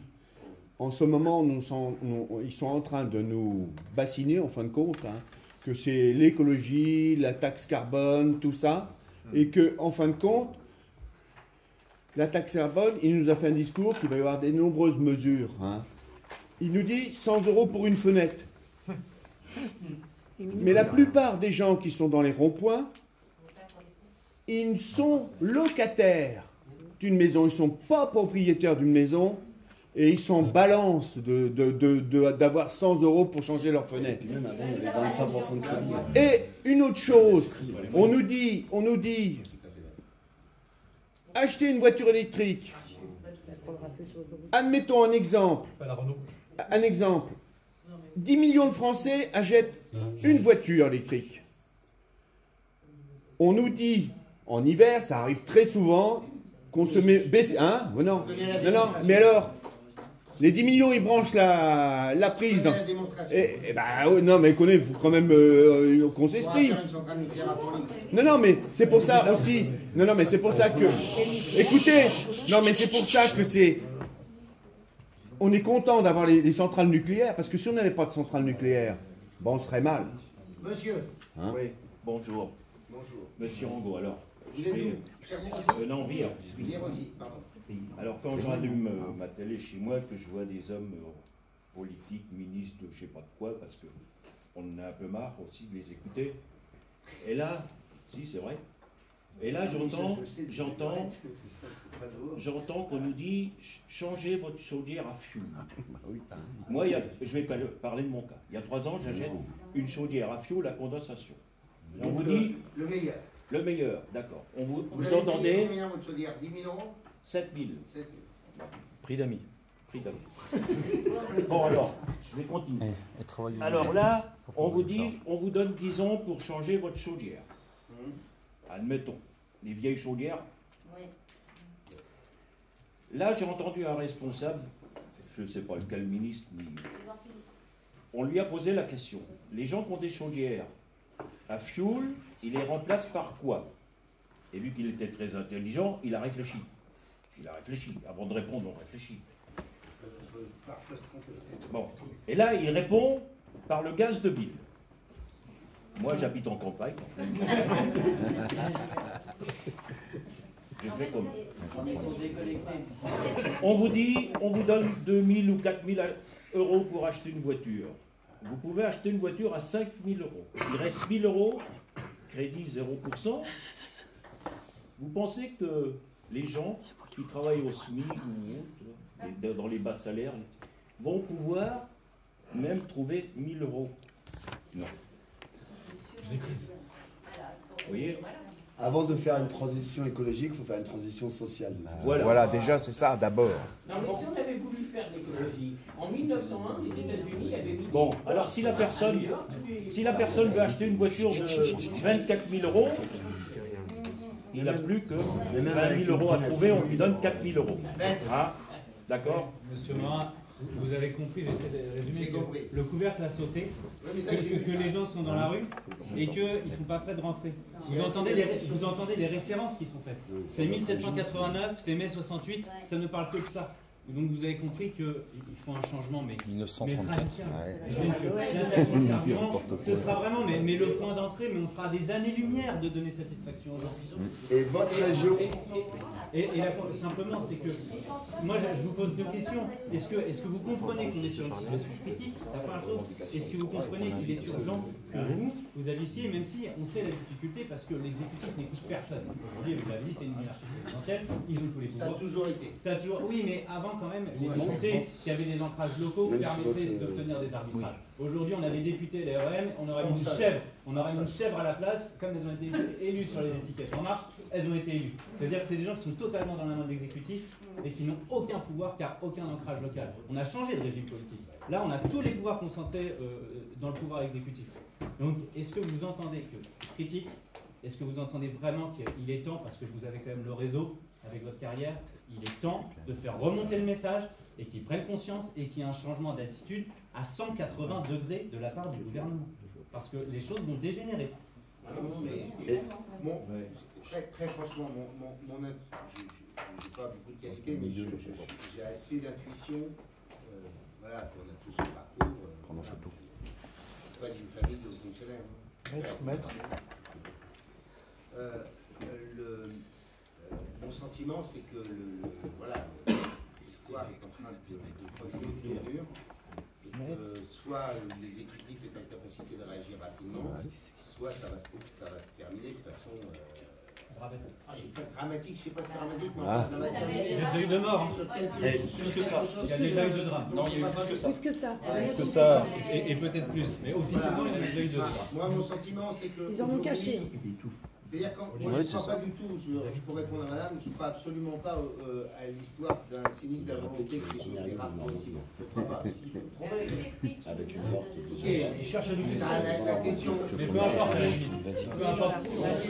La question du pouvoir méprisant, je peux vous ressortir des déclarations sur le septembre où j'exprimais exactement la même chose que je le disais déjà. C'est parfaitement conscient de ça. Ce que je sais, c'est que je vois bien qu'aujourd'hui, en fait, grosso modo, je pense que le pouvoir a été à chaque fois un train. Je vous fais de l'analyse, je n'ai pas plus d'éléments que ça, mais je suis convaincu d'une chose, c'est que le pouvoir a été tout le temps un train en retard. En clair, à chaque fois, ils ont mal analysé la situation, enfermé dans la bulle qui représente le pouvoir exécutif, et qu'à chaque fois, ils ont pensé que le début de la réponse suffisait pour calmer les choses. Et puis, au bout du compte, maintenant, la demande est beaucoup plus vaste. Ce que je constate, ce que je constatais quand je discutais avec les Gilets jaunes en me baladant en Normandie, et donc ce que je vois, c'est qu'aujourd'hui, la réponse, ça ne peut pas simplement être la baisse du vélo.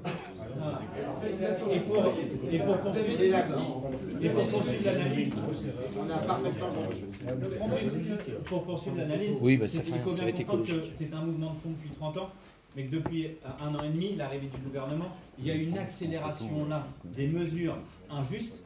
Et en plus de ça, on a ajouté une arrogance, un mépris de la part du gouvernement, une humiliation en permanence qu'on n'avait jamais entendue. Ceux qui ne sont rien, les Gaulois réfractaires au changement, les féminins, les illettrés, les alcooliques, les cutéreux. Il y a une accumulation là, si vous voulez, le fond et la forme. Nous sommes d'accord. Je vous retrouverai les interviews que j'ai faites il y a 3 mois. Alors qu'est-ce qu'on fait? C'est pas 1 an et demi, c'est 11 mois. C'est 2018, avant ils n'avaient rien fait. Alors 11 mois, ils ont réussi à foutre de cette merde. Mais il avait déjà dit c'est pas. Un point précis aussi. Il faut savoir que les taxes, avant de taxer, on va prendre l'exemple du gasoil, c'est ce qui a déclenché le bordel. On ne mesure pas l'impact, je ne comprends pas. Alors moi je ne sais pas si je peux m'acheter un électrique de gasoil à la maison, je regarde si je vais pouvoir remplir le frigo. Là, on nous impose des taxes et on ne mesure pas du tout l'impact. Et on ne propose aucune solution à moyen terme. Voiture électrique, ils doivent le savoir. Quand je vais poser une question depuis tout à l'heure, juste une seconde. Excusez-moi. Justement, il faudra revenir sur quelque chose qui a été dit par rapport à la transition écologique et aux véhicules électriques. Alors on nous demande d'acheter des véhicules électriques, moi je suis d'accord. Il y a beaucoup de personnes qui ont des maisons individuelles certainement. Mais les personnes qui habitent dans des tours d'immeubles où ils sont 500 dans les ans, comment ça se passe? On balance 500 mètres de rallonge dans les parkings? Non, mais c'est pas de l'ironie que je fais, c'est de la réalité. Comment ça se passe? On vire la batterie, on la monte par l'escalier au 12e étage. On fait comment? Avant de faire des travaux pour les voitures électriques, on ferait mieux de faire des travaux pour que tout le monde ait le téléphone déjà et l'Internet. Les communes n'entretiennent pas les parcs locatifs et ne donnent pas les moyens et n'obligent pas finalement tous les bailleurs sociaux à faire le nécessaire pour l'entretien déjà ne serait-ce que des parkings, des espaces privés ou publics, des logements aussi. Comment ils vont faire pour mettre en place des modules ou des choses qui permettraient aux gens justement de pouvoir faire fonctionner leur véhicule électrique? Des tickets de rationnement pour se brancher. On fait comment? Il y a monsieur.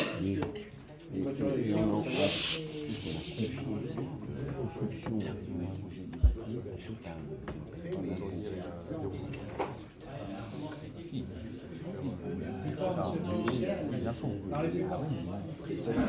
Oui, c'est cher parce qu'on n'a pas on les envoyer on a l'impression que hier seulement faut changer de dans notre garage, nous, on a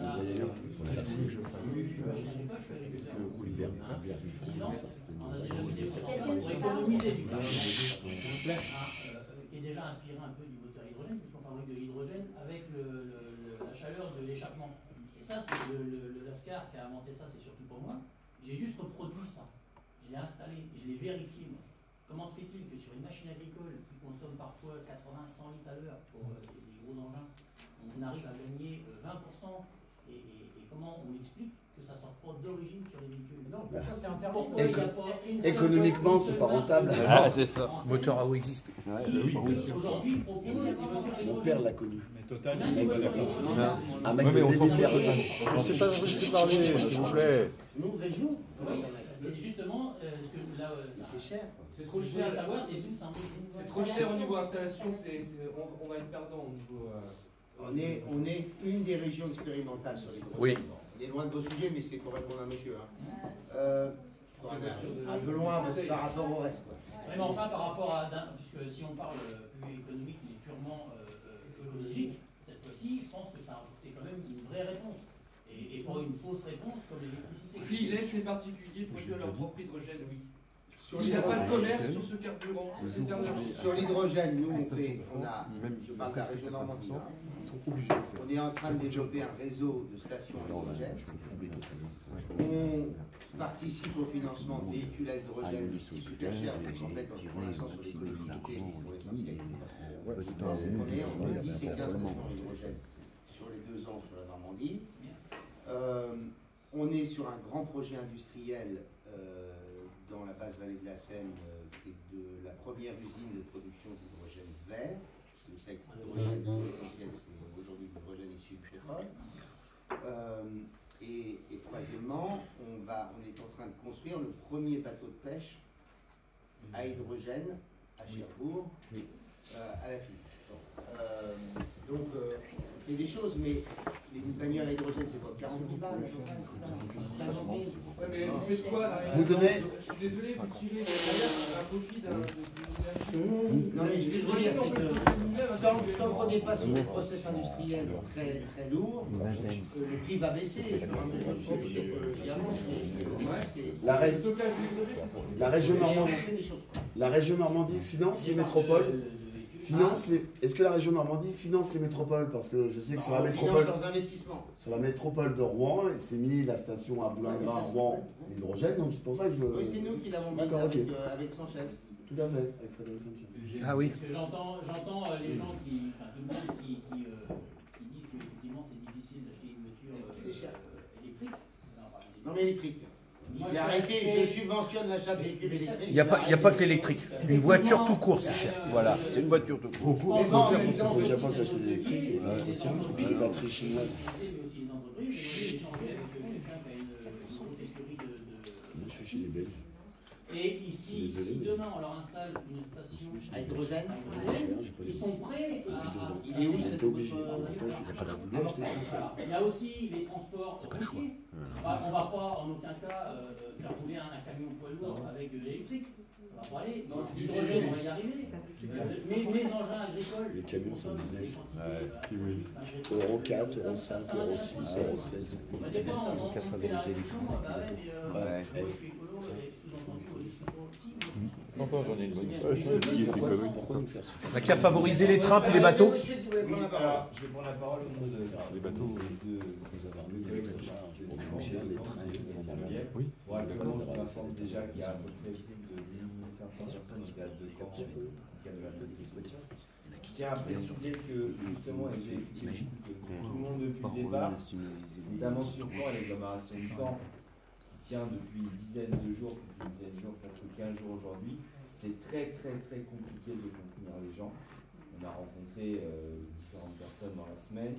Ce qui revient systématiquement, c'est toujours la même chose, c'est le problème du pouvoir d'achat. Nous, on a entendu, je ne vais pas faire le pouvoir en faire aussi.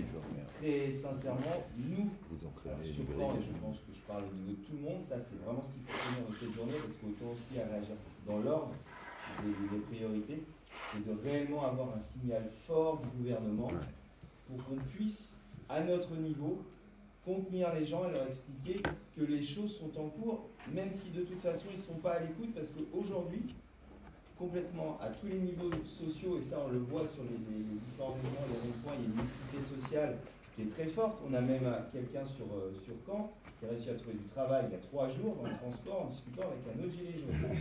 Donc ce qui est assez étonnant. Au niveau du lien social, c'est énorme. 8, on en a fait 8 chez nous, il y a 8 sur rond-point. Aujourd'hui, il est clair que tout le monde, sur les ronds-points et dans la contestation, nous ici autour de la table, on est un petit peu moins et on commence déjà à prendre du recul de façon à voir, parce que c'est effectivement, les choses sont en train de se faire, il faut penser à ce qui va se passer après, mais clairement aujourd'hui, dans les 24, 48 et dans la semaine qui va venir, on m'a parlé hier de trêve de Noël ou pas, honnêtement, non mais attendez, c'est la trêve, il y a début janvier, donc bon voilà, s'il y a trêve de Noël, ça veut dire qu'au mieux, ça va continuer jusqu'au 24. Clairement, on a besoin de signal fort de la part du gouvernement, de la part du chef de l'État, que ce soit par les médias, que ce soit autrement que par le biais d'un seul tweet en 15 jours, de façon à ce que les gens s'apaisent et commencent à entrer réellement dans une énergie constructive. Parce que très sincèrement, que ce soit sur Caen, alors je parle du Calvados, à Colombey, Lazaro,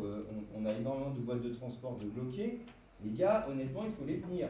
Hier un matin, j'ai vu un des gars monter dans la cabine d'un routier pour lui couper le moteur du camion parce qu'il avait eu tendance un petit peu à accélérer devant les gens. Ah, ça s'échauffe. Hein. Et ça s'échauffe. Et honnêtement, on est en mouvement ce matin à 10h, là, depuis 10h, au départ de la place du Théâtre vers la préfecture de Caen. Il y a du monde.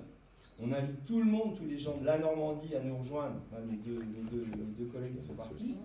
Et à se réunir ensuite. On a défini un lieu dans Caen pour éventuellement accueillir tous les Normands pour se réunir. Mais il est clair qu'on a besoin d'un signal fort. Parce que sincèrement, à le vivre quasiment au quotidien, c'est grand. Bon, écoutez, moi ce que je vous propose, on va terminer. Ce que je vous propose, c'est que la semaine prochaine, on doit se parler entre présidents de région pour une initiative. Moi, la conclusion que je tire de cette histoire, c'est qu'en effet, aujourd'hui, le débat n'est pas simplement la question du pétrole, la question, c'est aussi le comportement du pouvoir. Voilà. Et donc, je pense que la semaine prochaine, je proposerai à mes camarades présidents de région, c'est qu'on prenne une initiative qui nous amène à considérer que la question, parce que nous, on nous demande aujourd'hui de participer aux solutions environnementales et aux solutions de mobilité. C'est tout le débat. Non, mais la solution, c'est pour mener. C'est ça. C'est une composante.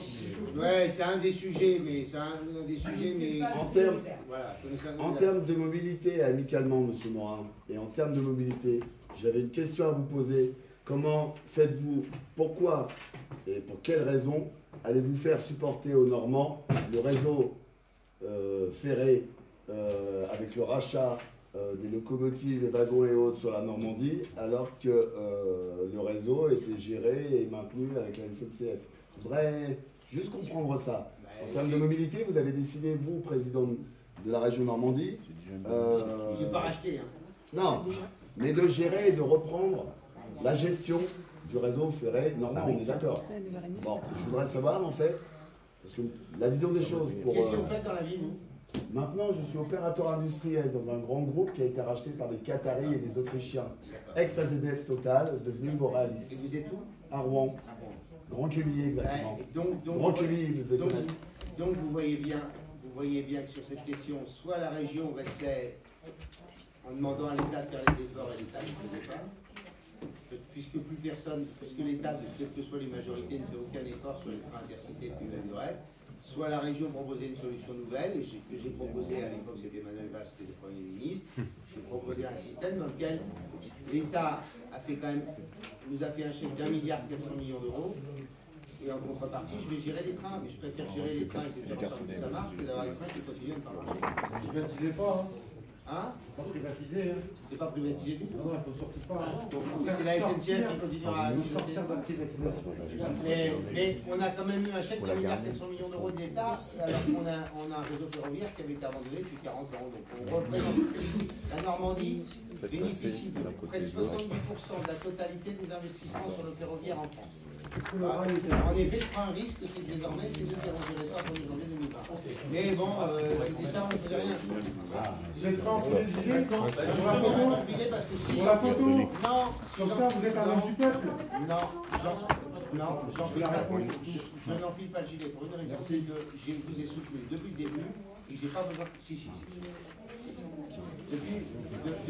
Vous êtes devant le peuple d'irréductibles français. On va se leurrer. Hein. On n'est pas fait.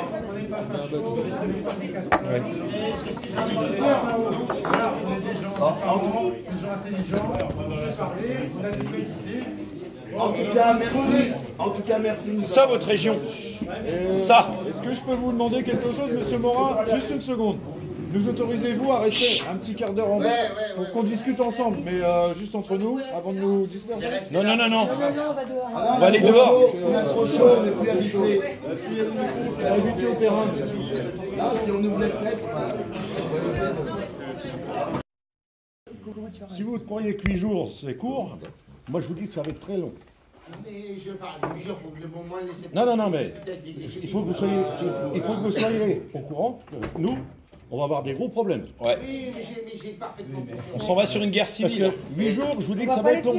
On va pas les tenir longtemps. C'est ça. Il faut que vous soyez au courant. Vous avez pas l'air de croire. Je vais vous dire franchement, vous avez une difficulté supplémentaire par rapport à vos collègues de président de région, c'est que vous êtes président de la Normandie, que la Normandie, c'est la proximité quand même de l'axe Le Havre, Rouen, Paris, et donc que par cette proximité, vous allez comprendre pourquoi je vous parle, c'est que bon nombre de médias et autres, hein, qu'ils soient bons ou mauvais, peu importe, on va pas, mais sont présents en Normandie, beaucoup en Normandie par la proximité, et donc la Normandie est une représentativité de la France. Et donc, dans cet exercice, vous risquez d'avoir des difficultés par rapport au mouvement. Moi, j'aurais une difficulté. Vous êtes devant le peuple d'irréductibles français. Je vous parle par rapport à la difficulté. On va se leurrer. Hein. On n'est pas fait, on n'est pas facho, on n'est pas des casseurs. Mais c'est ce que j'ai envie de dire là-haut. Voilà, on est des gens intelligents, on sait parler, on a des bonnes idées. En tout cas, merci. C'est ça votre région.